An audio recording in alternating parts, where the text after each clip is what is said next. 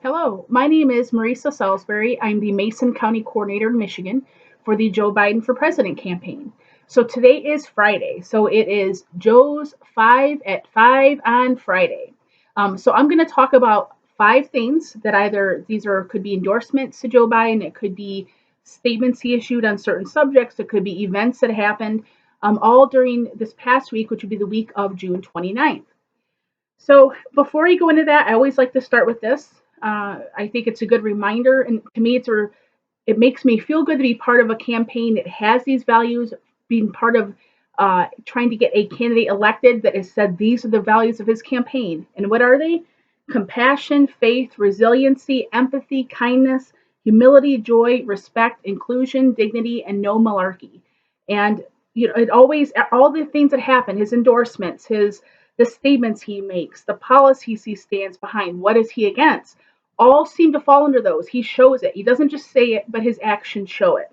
So the first thing I want to talk about is for one of the 5 at 5 on Friday is Joe released a statement for Immigrant Heritage Month, which was the month of June, saying we must affirm our unique strength and our fundamental promise that we are an immigrant nation by design and by desire. Okay.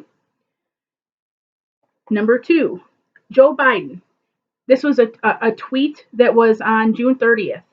It's time to remember who we are as Americans. We treat each other with dignity and respect. We leave nobody behind, and we give hate no safe harbor. We are everything that Donald Trump is not. The third for the 5 at 5 on Friday. So there was a poll that was done from Suffolk, USA Today and Pew Research that is again showing that Joe Biden is leading Donald Trump nationally. This poll said by 12 and 10 points respectively. And then a new poll in Missouri shows Joe beating Trump by 2 points, 48% to 46%.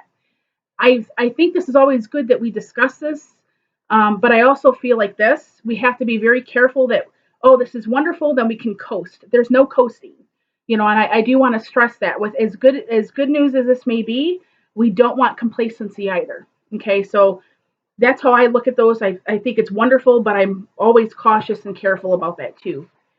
So the campaign announced some really good news, and I really wasn't surprised with it because I understand the number of people that are saying that Joe Biden needs to be number 46, needs to be the 46th president of the United States. So we're all coming together and doing what we can. But it was still wonderful news. It announced the DNC jointly, along with the campaign, raised a combined total in June of $141 million. I want to repeat, raised in June $141 million, marking the campaign's best fundraising month ever, and raised 282.1 million last quarter, both of which beat Donald Trump and the RNC's fundraising numbers. So that was fantastic news that came out this past week too.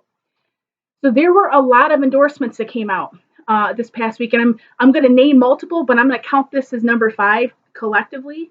There was a number of endorsements that came out. So Move On, an organization working to mobilize millions to achieve a progressive future, they endorsed Joe Biden. Latino Magazine endorsed Joe Biden, a magazine that highlights the Latino perspective. The International Association of Sheet Metal, Air, Rail, and Transportation Workers, or SMART, endorsed Joe Biden. The Brotherhood of Railroad Singlemen, or BRS, representing over 10,000 members working for railroads across North America, they endorsed Joe Biden. The International Organization of Masters, Mates, and Pilots, or MMMP, and the Marine Engineers Beneficial Association, or MEBA, endorsed Joe Biden. And also the International Union of Bricklayers and Allied Craft Workers endorsed Joe Biden. And they added a reason why. So why did they endorse Joe Biden? Why did the International Union of Bricklayers and Allied Craftsmen endorse? Because he is a true believer in union and the right to organize and bargain collectively on behalf of working people in America. There's that, like, the inclusion. Joe Biden wants to include people. Now, this past week's been busy. There's been lots of virtual events. There's been different student events for Joe Biden. There was some events for um, was the Temple students for Biden, women for Biden. There was Muslim American call. There's high school students for Biden. Tons of virtual events this past week for Biden. But I do want to end on a note here. So tomorrow is the 4th of July. And of course, as Americans, we take this very seriously. We're talking about the Declaration of Independence. And there was something that was kind of interesting that I came across today. So you can go into the archives, the National Archives, their website, and you can actually sign the Declaration of Independence. And I did do this. I thought it was very interesting. I'm going to post the link for you, with this video. And there was an interesting part, and this is why I'm bringing this up. So you can sign it. You sign your name, and then you come to a part before it officially puts you as a signer. It says, "Are you sure you want to sign the Declaration of Independence? If you had been a member of the Second Continental Congress in 1776, you were a rebel and considered a traitor by the king. You knew that a reward had been posted for the capture of certain prominent rebel leaders, and the largest British armada ever assembled was just outside New York Harbor. Affixing your name to the document meant that you pledged your life, your fortune, and your sacred honor to the cause of freedom." And then you again affirm, "Yes, I want to sign," or "I've changed my mind." Okay. So I had no doubt I was going to say, "Yes, I want to sign," which it does. It is interesting because you actually get to print the Declaration of Independence. It's hard to see on there, but way down here is my name. Okay. So you actually do to print that. But it made me go back and read again the Declaration of Independence at that point, because I'm saying in here, yes, I'm reaffirming it. So I wanted to go back and read it. So I'm going to read to you part of the second paragraph, okay?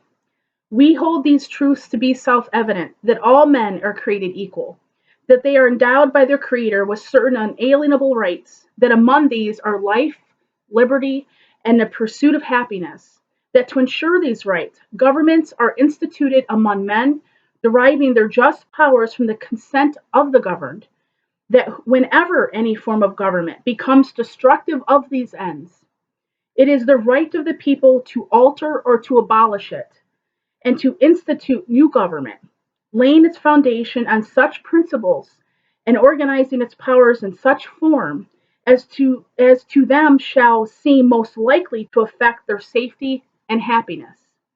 Prudence indeed will dictate that governments long established should not be changed for light and transient causes.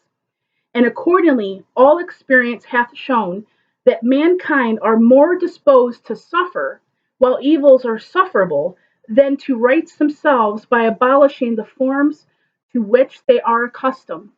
But when a long train of abuse and usurpations, pursuing invariably the same object, evinces a design to reduce them under absolute despotism, it is their right, it is their duty, to throw off such government and to provide new guards for their future security. I believe, and I have no doubt, that it is important and in our country's best interest to stand behind Joe Biden as our next president of the United States. I'm watching and seeing all these things happen that are alienating groups of people, that are dividing people. That to me is not who should be at the top of our government. So on this 4th of July, I'm looking to see, what can I do? What can I do to try to ensure that I am being as inclusive as possible? What can I do to help ensure the dignity and the rights to pursuit of happiness to all Americans? I'm asking for you to think of that too on this 4th of July. So, on the end of that note, I hope everyone has a wonderful 4th of July weekend, and I will see you on Action Monday, and then again next Friday at Joe's 5 at 5 on Friday. Have a wonderful day.